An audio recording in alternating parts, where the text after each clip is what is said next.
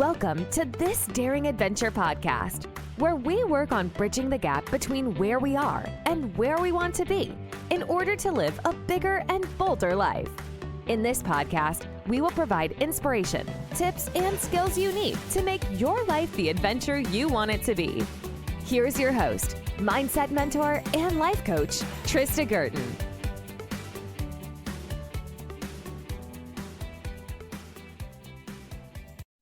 Hey everybody, welcome back to This Daring Adventure.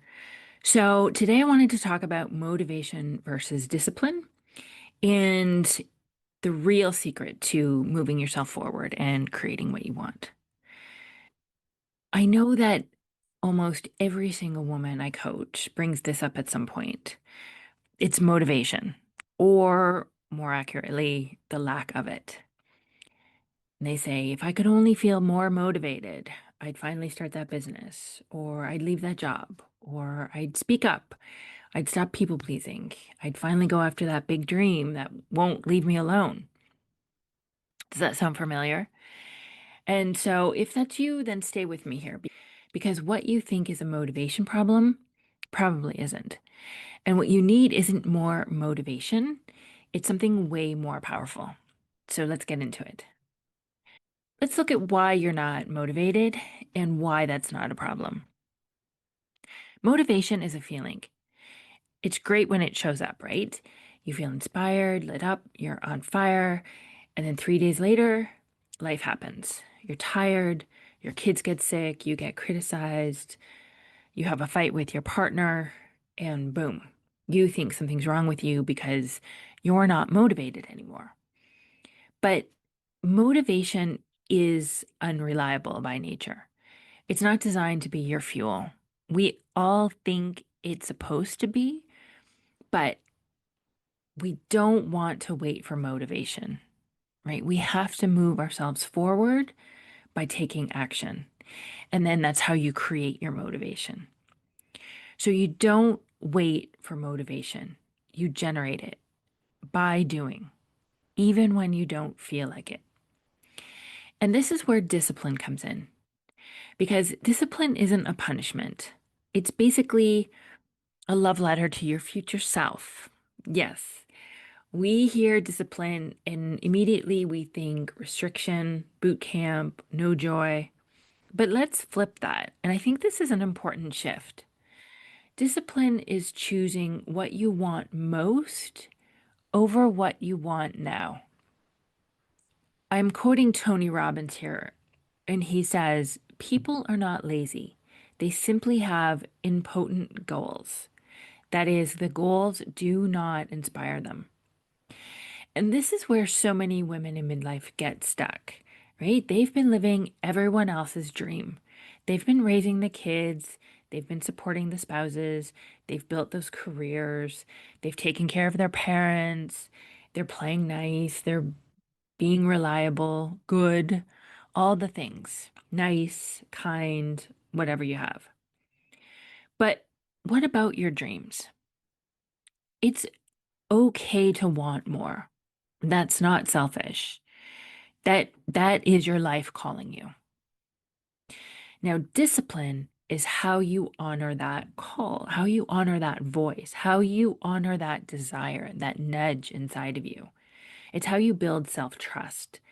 It's how you create the life that matches who you truly are, who you want to become, and what you really want, not what you've settled for. Now, in order to do this, we need to look at repetition and pain and pleasure. Now, Tony Robbins also teaches that repetition is the mother of skill. And I think about this all the time when I'm working with clients, and especially new coaches, right? They're afraid to repeat themselves. They're afraid their clients will get bored. But here's the thing. Repetition is how we learn. It's how we grow, and it's how we embody a new way of being. You didn't learn how to ride a bike or speak a new language in one shot. We're never one and done. You have to repeat the motions over and over. You practice, you adjust it, you try again, and that's how mastery is built. And I know that's really true for myself because I will tell you there are certain podcast episodes or coaching calls or blogs, YouTube videos that I have read and watched and listened to over and over again. That's what helps me to actually be a good coach now because I know this material inside out, upside down, backwards, and forwards. I can now talk and do these webinars for an hour, no problem, because I know this material. I have learned it, I have lived it, I am teaching it, and I know for myself that this is the key. I also did this when I was learning Spanish years ago now, but I know the key was not just practice speaking it, but learning, memorizing the words, the language, the verb tenses, practicing over and over and over again, and then speaking it. Practice speaking it over and over again. You're never one and done. It takes hours, but that's okay.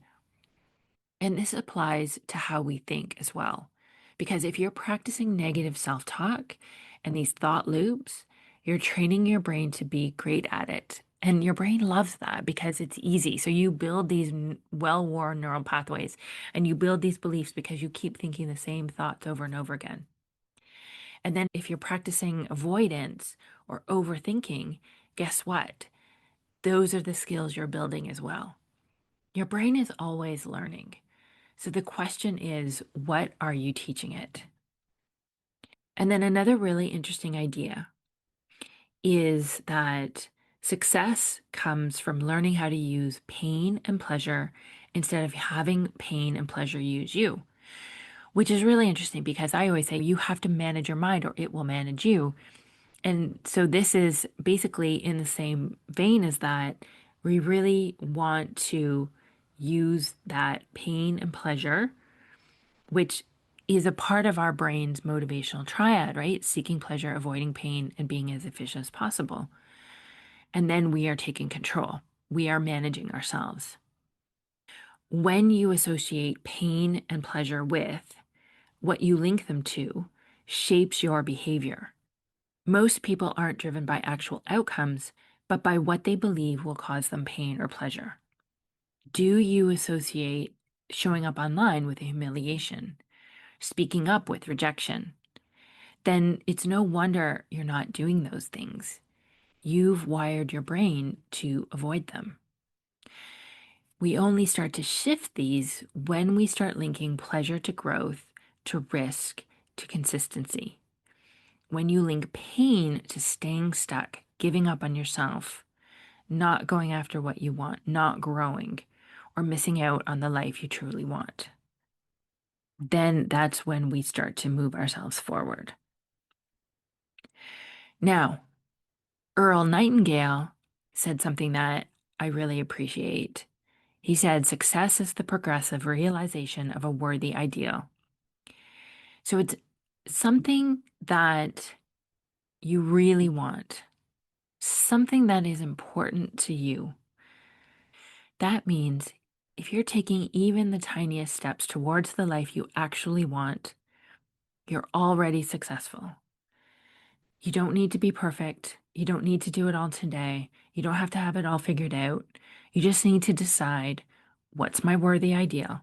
What do I really want? Who do I want to become? What do I want to create? Because here's what happens. When you get clear and you take any consistent action, you create momentum, and momentum will create motivation.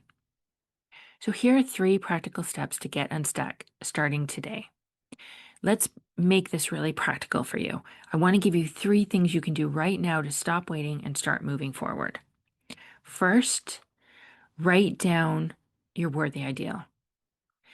Not what your parents expected of you, not what your partner expects, not what you think your children would think of when it comes to you, not what your colleagues or friends think is appropriate, what you want. Write down what you want and write it in the present tense. Let's say it's, I am a confident woman who runs her own successful business, or I am financially free and in love with my life. I am living boldly without apology. And this is going to be your inner compass. Put it on your mirror, speak it out loud every day, write it down, let it become a part of you. And then pick one daily discipline, just one, something small that moves you towards that idea. Maybe it's 10 minutes of journaling, maybe it's one phone call, maybe it's writing a blog post or posting an idea online. Maybe it's just drinking more water and eating more healthfully because you want to feel energized and alive. But small can be powerful, and small done consistently is truly unstoppable. Now, just a word of warning. I want you to expect resistance and then keep going anyway, because your brain is going to freak out. It's going to say, who do you think you are? It's too late. You're going to fail. You can't do this. You're not good enough. All the things. But that's not the truth. That's just old programming. That's your brain trying to protect you. It's defaulting to the negative. It's looking for problems. It's using fear. So let it talk, let it be there, but then you get to decide what happens next. Courage is acting with fear, not without it. The fear may always be there, but it doesn't mean that anything has gone wrong, and it doesn't mean stop. I want you to know that self-love is not a destination, but it's something that you need to practice. And this is the heart of it all. Every time you show up for yourself, you're building self-love. You're building self-trust. You're building self-confidence. Every time you take a risk, you say no to someone else's dream and yes to yours, and you're becoming a woman who really trusts herself then. And that's when things get interesting. That's when you build success emotionally, financially, socially, whatever it is you want. That's what creates a life you're proud of. That's how you become the woman you want to become. So you don't need more motivation. You need a clear vision. You need daily discipline. You need to decide that you're worth showing up for, even when it's hard. And you are worth it. I want you to know that. I want you to start believing that. Just decide you are worth it. So this week, choose one thing to do differently. Not next month, not when you feel ready, but now. Because your life is calling. There's no judgment. We're here cheering you on. This is your safe space. Listen to this over and over again if that helps. And then take the next step. Make this your daring adventure. And start with the decision to move, even without motivation. And that will become your superpower. If you want help with this, this is what I do. This is what I do best. This is my work. So the link to get on my calendar is in the show notes. We can have a powerful conversation. Tell me where you are and tell me what you want. Even just having that conversation can be so helpful. But I will tell you that I have a powerful 3-month program that can really help you to lift the weight off your back, start to unwire and unwind all of that stuckness and all of that tension that you're feeling, and help to start you move forward. It's important work. So let's talk. Invest that 45 minutes in yourself. I promise it'll be worth it. All right. Thanks everybody for listening. I have a couple of events coming up in the next few weeks, starting with June 5th. It is my Beyond Willpower Masterclass, and the link to sign up for that will be in the show notes as well. That's Thursday, June 5th at 7 p.m. Eastern Time. I would love to see you there. Yeah, if you have any questions, if you have an opportunity to rate, review, share, and subscribe to the podcast, I would truly appreciate it. When we do that, it helps me to reach more and more women each week with this important message. So thank you so much for your time. Thanks for being here, and I will talk to you again next week. Bye-bye. Thank you for listening to This Daring Adventure podcast with your host, Trista Gurton. We hope you enjoyed the tips and conversations on how to get excited about life again. As always, you can head to tristagurton.com for additional resources and to book a one-on-one coaching session. You can also follow Trista on Instagram at Trista V. Gurton. Don't forget to subscribe, rate, and review us on Apple Podcasts. Thanks again for tuning in, and we'll see you next time.